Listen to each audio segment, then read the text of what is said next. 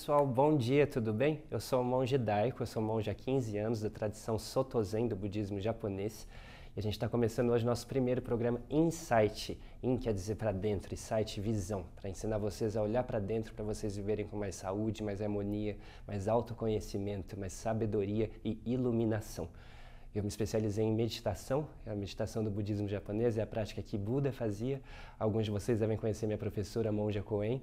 E depois de 15 anos de prática, eu vou estar aqui compartilhando com vocês um pouquinho do que eu aprendi sobre budismo, sobre a mente, sobre meditação, e a gente vai trazer um tema para vocês a cada dia para refletir e combinar as nossas práticas meditativas de autoconhecimento e de evolução com o que acontece no nosso dia a dia.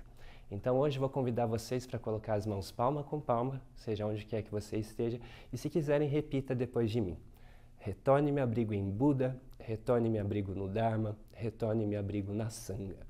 Isso que a gente fez se chama o refúgio ou abrigo nas três joias, os três tesouros budistas. Perceba que toda religião tem uma trindade, né?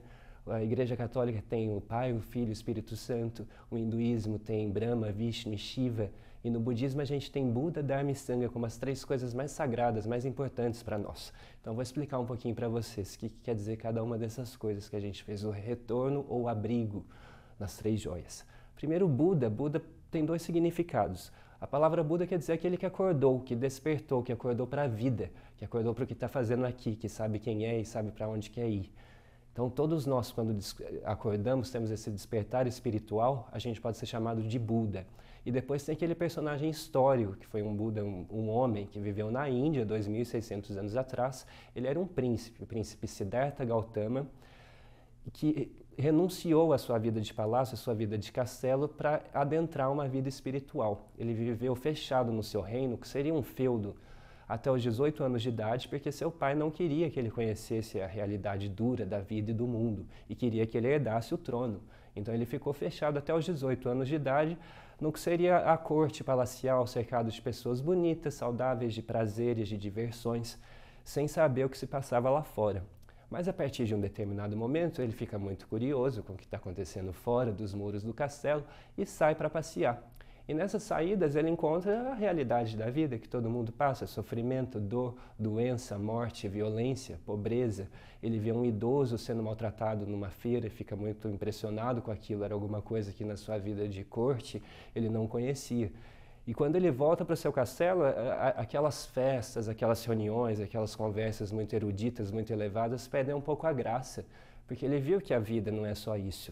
E não só ele não viu os outros ficando doentes, mas ele entendeu que ele fica doente. Ele entendeu que este corpo é falho e morre. Então o que a gente está fazendo aqui? Será que tudo isso tem sentido? Para onde caminha essa existência se todos nós estamos fadados a morrer? Então ele fica muito reflexivo com todas essas questões e finalmente ele abandona a vida de seu castelo, ele sai de casa para se tornar um renunciante, um monge. Renunciante é aquela pessoa que sai da vida familiar, que renuncia ao roteiro familiar do seu eu individual para viver uma vida espiritual. Então, por 6 anos, ele se dedica a fazer yoga. Yoga, como vocês sabem, são práticas de corpo, práticas de purificação, de respirações, para adentrar, acessar estados de consciência elevados, onde a nossa percepção sobre nós mesmos, sobre a vida e o universo fica mais ampla, mais clara. Então ele faz práticas que a gente chama ascéticas, de ascetismo, de austeridades durante 6 anos. Sabe o que é isso? É ficar sem comer, sem dormir, ficar um dia inteiro com os olhos vendados ou com os ouvidos tampados. Para quê? Para desenvolver a nossa percepção. Imagina se você fica o dia inteiro com um tampão nos ouvidos, no dia seguinte você vai estar ouvindo muito mais. Então essas são o que a gente chama de práticas de ascetismo, de austeridades, práticas severas, rigorosas, para acessar estados de sabedoria e de meditação mais profundos, que no dia a dia a gente não tem acesso. Então ele faz isso por 6 anos, fica muito fraquinho, faz jejuns muito longos, chega a comer 1 grão de arroz por dia, ou 1 pinhão a cada 3 dias. Fica que é puro osso, e compreende muita coisa, desenvolve muito sua percepção, que algumas pessoas chamam de percepções extrasensoriais. Ele começa a perceber energias, coisas que as pessoas normais talvez não percebam sempre. Mas a sua grande questão ainda não tinha sido respondida. Ele ainda não estava satisfeito e alguma coisa nele ainda não tinha compreendido do que se trata essa experiência e o que estamos fazendo aqui, nessa vida. Então, ele finalmente se senta em meditação, quando não lhe resta mais nenhuma prática, mais nada a fazer, e ele senta no que a gente chama de zazen. Za quer dizer sentar e zen quer dizer um estado profundo de meditação, que é o que a gente vai estar ensinando para vocês aqui todos os dias, como meditar, assim como o Buda meditava. E nesse processo, nessa experiência de iluminação que ele tem, ele fica 7 dias e 7 noites. Nossa, uma semana sentado em meditação. Ele passa por vários processos, várias camadas do seu próprio ser, da sua própria mente, até encontrar a própria essência, o mais profundo, o mais íntimo do seu ser, que ele vai chamar sua natureza verdadeira, seu eu verdadeiro, que algumas pessoas vão falar o eu maior. O eu que não é o euzinho egóico, pequeno, individualista, egoísta, centrado em si mesmo, mas nosso eu universal, a nossa essência da vida. Então ele, depois de 7 dias e 7 noites, passa por várias tentações, mulheres bonitas que passam chamando ele para sair das práticas religiosas, ou por que não, homens bonitos, pensamentos, vai trabalhar, está deixando sua família lá, vai ficar aqui meditando, vai fazer outra coisa mais importante, energias prejudiciais, tristezas, raivas, medos, mas nada disso faz ele se mexer. O voto dele de compreender quem ele era e o que a vida era tão forte que ele se manteve sentado diante de todas essas tentações e assim ele ficou imóvel em meditação, olhando a própria mente. E no fim dessa semana, no último dia, depois que ele já tinha silenciado vários aspectos do seu ser e atravessado várias camadas dessa mente, ele encontra a sua última tentação. É uma vozinha que diz para ele no ouvido: você é o máximo, você é mais que os outros, você é incrível. Você ficou aqui meditando todo esse tempo, olha o grau de sabedoria que você atingiu. Você é excelente, você é ótimo. E essa é a última tentação dele depois de todo esse processo, depois de anos de meditação. É o orgulho, gente. É a coisa mais difícil de perceber em nós mesmos, essa sensação de eu importante, eu separado, eu diferente dos outros, eu especial. Então ele percebe isso através desse processo meditativo e ao perceber ele diz para ele mesmo, ele toca a terra que vem de humus, né, que é humano, que é do pó, da onde todos nós viemos e para onde todos nós voltaremos, e ao tocar a terra ele fala: não, eu não sou especial, eu não sou separado. Eu e todos os seres juntos somos esse sagrado manifesto, somos a iluminação juntos, não existe um eu separado.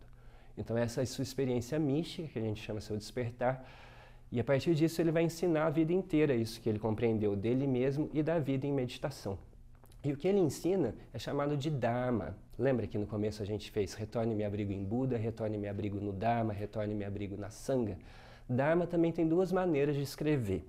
Dharma com D minúsculo quer dizer tudo o que existe. Tudo que existe no universo, todas as dimensões, todas as coisas, pessoas, todos os fenômenos. É Dharma com D minúsculo. E Dharma com D maiúsculo são os ensinamentos de Buda, desse personagem histórico que era um príncipe que virou um monge e que se iluminou. E quais são as características desse Dharma? O que ele ensinou? Tem alguns selos que vão caracterizar os ensinamentos de Buda. Então, a primeira coisa ele vai dizer, não existe nada fixo, nada permanente, que ele chama de impermanência. Está tudo mudando o tempo inteiro. Por mais que demore, tudo está sujeito à transformação. E tudo está movendo, tudo está mexendo, tudo está se transformando incessantemente, não para um segundo. É uma coisa que a gente lê nos textos antigos de 2000 anos atrás, eles dizem, as montanhas se movem. As pedras dançam. Então, uma coisa que a ciência vai descobrir muito depois que está tudo mexendo, os átomos, as moléculas estão todas dançando incessantemente o tempo inteiro, é uma sabedoria que através da meditação a gente pode perceber. Que não existe nada fixo, que está tudo mexendo, está tudo mudando o tempo inteiro. Todas as situações, todas as pessoas estão sujeitas à mudança incessante. Então esse é um dos selos do Dharma, dos seus ensinamentos. Depois ele vai perceber que não existe um eu separado, que tudo que existe está interconectado e interligado a todo o resto. Então cada coisa que eu faço, cada coisa que eu falo e cada pensamento que eu tenho vai interferir, vai mexer, vai alterar a rede da vida do quê? Do universo. Então isso ele vai chamar de interdependência, que o nosso ser, o nosso eu, que a gente considera tão especial e separado, não existe separado, não é uma entidade autônoma. Existe inter-relação e interdependência íntima, em comunhão o tempo inteiro com tudo que existe, sem um eu separado, individual. Então, isso a gente chama de não eu. Então, essas são as características básicas dos ensinamentos de Buda. Impermanência, não existe nada fixo, tudo está mudando o tempo inteiro. Interdependência, tudo está interligado a tudo que existe, a todo o resto. E o não eu, não existe um eu separado, tudo que existe é essa teia, essa rede de inter-relação e movimento o tempo inteiro. E depois tem a Sangha. A Sangha é a comunidade das pessoas que praticam o quê? O Dharma de Buda, que praticam isso que ele ensinou. A base é meditação, mas nós temos todo um meio de vida que vai caminhar para essa experiência de integração, de comunhão com o universo inteiro. Então, retorne meu abrigo em Buda, retorne meu abrigo no Dharma, retorne meu abrigo na Sangha. Essa é a prece básica. A primeira coisa que a gente aprende quando chega num templo é fazer esse refúgio ou abrigo nas 3 joias, onde a gente pede proteção, onde a gente descansa nesses 3 tesouros. Então, veja, quando eu falo retorne meu abrigo em Buda, eu não estou só me referindo a esse personagem histórico que viveu na Índia 2.600 anos atrás. Quando eu falo retorne meu abrigo em Buda, eu estou retornando para a minha mente Buda, para a minha capacidade de ver a realidade com clareza, de ver as coisas como são, ao invés de projetar valores, de fabricar sentimentos. Retorne meu abrigo no Dharma, eu retorno para a verdade da vida, porque a gente chama a lei verdadeira. E retorne meu abrigo na Sangha, a gente vai buscar boas companhias, pessoas que nos auxiliem nesse caminho do despertar da evolução, não só budistas, mas todas as pessoas que estão comprometidas com o bem que vem desse autoconhecimento. Por quê? Porque quando a gente olha para nós mesmos, a gente vê que nós estamos em relação íntima com tudo que existe. E quando eu percebo isso, quando eu desenvolvo essa sabedoria, eu começo a cuidar, porque eu percebo que eu não existo separado. E quando eu cuido do todo, o eu está incluído. Então já já eu vou mostrar para vocês como fazer isso que Buda fez, essa meditação, que no Japão vai ser chamada de Zazen, é a prática essencial do Zen budismo. Zen quer dizer meditação, e Za quer dizer sentar. Mas antes disso eu tenho um recadinho para vocês, fica com o vídeo aí, já já a gente vai aprender a meditar. Pessoal, tudo bem? Se você está interessado em saber mais sobre o Zen Budismo, lá no nosso templo, a comunidade fica no Pacaembu, a gente vai estar começando um curso de introdução ao Zen Budismo, que vai começar dia 28 de fevereiro. São 4 meses de aula num formato híbrido. Vai ter aula presencial e aula online, dá para vocês acompanharem de onde vocês estiverem. Vai ter participação especial da monja Koen, que é minha professora, e o curso vai ser liderado por outra monja que chama Reishin. Então vocês podem se inscrever no site da nossa comunidade, que é zendobrasil.org.br, e lá vocês podem ver todas as nossas atividades, também livros, cursos, aulas, eventos, retiros, palestras, tudo que está rolando. Então entra lá no nosso site e eu também vou chamar vocês para escrever para a gente no nosso WhatsApp, no endereço que está aparecendo aqui embaixo, para enviar suas perguntas, dúvidas, sugestões, opiniões, conselhos. Envia para mim que eu vou estar lendo e respondendo todas as semanas aqui, todos os dias no ar para vocês, a partir da semana que vem. Pessoal, então mais cedo a gente fez o refúgio, o abrigo nas 3 joias. Retorne meu abrigo em Buda, retorne meu abrigo no Dharma, retorne meu abrigo na Sangha. O que é isso? O que são essas preces, gente? Vocês rezam? Vocês têm o hábito de fazer orações? Normalmente muitas pessoas rezam apenas para pedir coisas para o sagrado. Por favor, me dê isso, me dê aquilo, como se estivesse quase negociando alguma coisa. Só que para a gente, rezar não é só pedir. Rezar é uma maneira de dar estrutura, de dar direcionamento para a nossa mente, de dar conteúdo, de dar alimento para os nossos pensamentos, para que a gente possa desenvolver um certo controle do nosso campo mental. Então, no budismo, as nossas preces a gente chama de sutra. Sutra é uma palavra que vem do sânscrito, que lembra um pouco linha como se fosse sutura, sutra. E a linha como se fosse uma linha de uma guirlanda ao redor da qual as flores se organizam. Então, os ensinamentos que a gente recita chamam sutra, porque são linhas que a gente segue para quê? Para nos manter alinhados, para que a gente fique na linha do quê? Da iluminação, do caminho da sabedoria, de Buda, do caminho da luz. Então, esses sutras, a gente diz algumas coisas muito particulares. Por exemplo, a gente diz que forma é vazio e vazio é forma. Isso quer dizer que não existe nenhuma forma fixa, que está tudo mudando o tempo inteiro. A gente diz sem obstáculos, logo sem medo. O que isso quer dizer? Sem obstáculos, logo sem medo, quer dizer que sem medo não há obstáculos. Então são coisas que a gente repete para nós mesmos para imprimir esse significado na nossa maneira de ser, na nossa maneira de sentir, de pensar e de funcionar. Então as pessoas perguntam, monge, no budismo pode rezar para ter saúde, para passar numa prova? É claro que pode, porque a gente percebe que tudo está interligado, que a nossa mente e os nossos pensamentos estão em contato íntimo, em comunhão íntima com o tecido da vida. E o que a gente fala, faz e pensa, muda essa cena toda. Então, rezar é uma maneira de dar orientação, de dar controle para a nossa mente, de direcionar os nossos pensamentos. Para quê? Para concretizar as nossas intenções. Então, se eu quiser passar numa prova, por exemplo, pode rezar para passar para a prova? Pode, claro, mas a gente vai rezar para quê? Para se incentivar a estudar. Então, não é só que eu fico esperando o milagre cair do céu. A gente cria essas condições, cria bons pensamentos que vão direcionar as nossas intenções, mas a gente vai fazer a nossa parte também. E também a gente reza para as pessoas falecidas. No budismo, quando a pessoa morre, a gente reza por 49 dias. Então, o ensinamento que se dá é que aqui tem uma meia circunferência, aqui é o ponto de nascimento e aqui é a morte. Não interessa se viveu 4 dias, 40 anos, 80 anos. Vai ser sempre essa meia circunferência que começa com o nascimento da pessoa até a morte. E depois que a pessoa morre, os monges rezam por 49 dias, que a gente diz é o tempo que leva para essa circunferência fechar, para o karma se concluir. Então a gente também reza para as pessoas que faleceram, dizendo, vá para a luz infinita, vá para a luz de infinita sabedoria, de infinita compaixão. Porque às vezes as pessoas podem ficar em reinos intermediários de existência. Então a nossa prece, a nossa intenção é isso, é colocar a nossa energia nessa rede de causas e condições, onde tudo está interligado, para que as pessoas evoluam, para que vão para a luz, para que a gente possa fazer o bem. Então a nossa prece não é só pedir, veja só que interessante, é uma maneira de dar estrutura, de pôr ordem no caos da mente e de controlar as nossas intenções, de maneira que a gente viva dias com orientações precisas e que saiba lidar com os nossos sentimentos, com as nossas emoções e com os nossos pensamentos com autocontrole, de modo que não fique aleatório, que a mente não fique voando para lá e para cá. Não, a gente escolhe o que quer pensar, é capaz de escolher, mas isso é treinado, isso é uma prática, a gente não nasce sabendo. E a base dessa prática é a meditação combinada com preces, com invocações, com intenções. Tudo isso feito todos os dias ao longo de algum tempo vai desenvolvendo em nós essa mente Buda, essa capacidade de estar alerta, de estar atento, de controlar. Controlar o quê? Controlar os outros? Não, controlar a si mesmo. Até tem aquela prece da Igreja Católica que fala orai e vigiai, né? O que isso quer dizer? Orai e vigiai os outros, ficar olhando o que os outros estão fazendo? Não, não é isso, é orai e vigiai a nós mesmos, as nossas emoções, os nossos pensamentos. No Zen a gente fala, olhe para os seus pés, como é que os seus pés estão caminhando? Você está indo na direção que você quer? Seus passos estão sendo passos de dignidade, de paz? Ou você está só aleatório? Então, quando a gente fala de rezar e meditar, é assumir as rédeas, assumir o controle da própria vida, da própria mente, das próprias emoções. Imagina controlar seus sentimentos.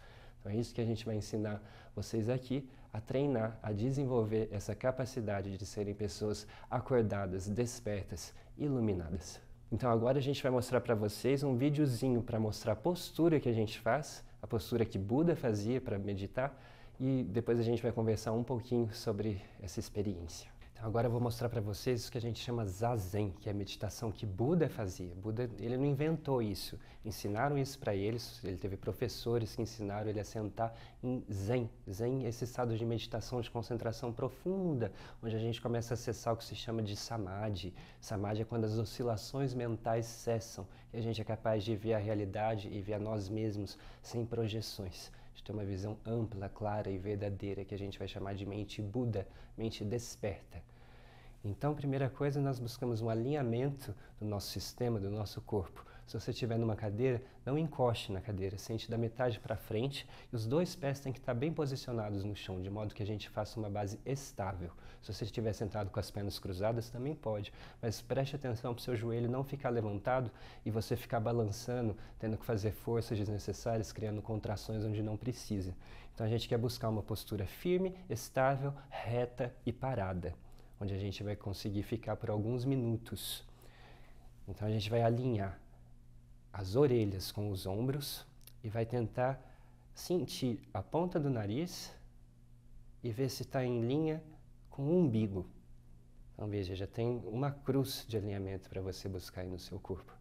As orelhas com os ombros e o nariz com o umbigo. Você pode fazer um pequeno balanço com a coluna, como se fosse o pêndulo de um relógio, que vai ficando mais amplo até mais parado, até encontrar seu eixo. Uma vez que estiver no seu eixo, pode posicionar as mãos nessa posição que a gente chama de mudra cósmico, Mudra quer dizer exatamente isso, posição de mãos. E cosmos por quê? Porque a gente diz que o universo está nas nossas mãos enquanto nós estamos nas mãos do universo.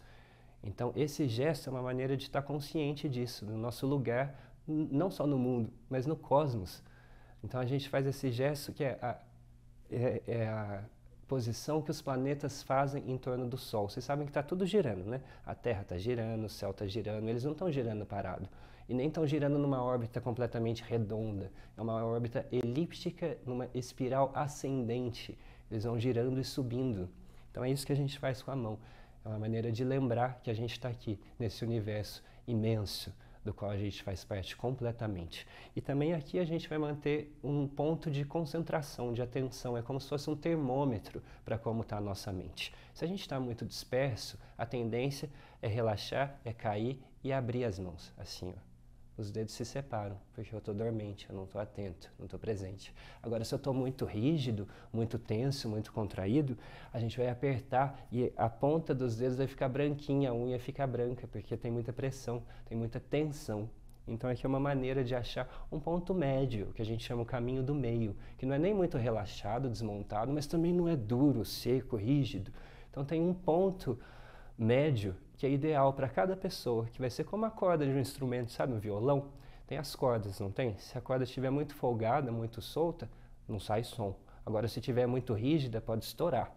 Então, cada corda tem uma tensão média adequada para que a nota afinada se manifeste. Então, é isso que a gente busca aqui com as mãos. As mãos são um instrumento direto do cérebro. Então, se você consegue ajustar as suas mãos, a sua mente entra no estado adequado de concentração. Então, a nossa ideia é ficar aqui imóveis, parados.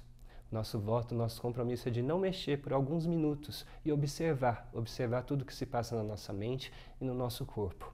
A gente vai observar as sensações, vai observar as vontades, vai observar as imagens que passam na mente e, mais que isso, vai perceber que há um correlato entre a nossa mente e o nosso corpo. Que quando a gente sente alguma coisa, quando a gente tem algum sentimento, vamos dizer, no nosso coração, o nosso corpo também se manifesta. Há pequenas contrações, há pequenos estímulos. Então, o nosso exercício aqui é de perceber tudo, de entrar em contato. O nosso treino é de percepção. Então, até convido vocês, se vocês quiserem, a pôr etiqueta na mente. Na hora que estiverem pensando sobre o que vai fazer daqui 5 minutos, esteja consciente e coloque um rótulo. Estou pensando no que vai acontecer daqui 5 minutos. E apenas volte para o que está acontecendo. O nosso exercício hoje vai ser só esse, vai ser bem simples, como nos sentar e ativar a nossa consciência, a nossa percepção. A gente começa muito simplesmente percebendo como estão nossas pernas, como está nosso tronco, como está nosso alinhamento, como estão os dedinhos dos pés. E assim a gente vai treinando a nossa capacidade de percepção e de ajuste, vai aprofundando a nossa consciência de nós mesmos, a nossa autoconsciência. E assim a gente vai conhecendo melhor como esse nosso sistema, esse nosso corpo humano funciona. Para quê? Para fazer escolhas adequadas e viver da forma que a gente quer, viver uma vida que nos leve aonde a gente quer, não uma vida aleatória, uma vida que faça o bem, uma vida que tenha direcionamento. Então é isso que eu vou ensinar para vocês. Todos os programas a gente vai estar indo ao ar 9h30 da manhã e 9h30 da noite todos os dias, para que você aí em casa aprenda a meditar, aprenda a olhar para si mesmo, a fazer aquilo que os seres iluminados fazem, estudar a si mesmo, conhecer a si mesmo. Para quê? Para fazer escolhas conscientes e viver melhor.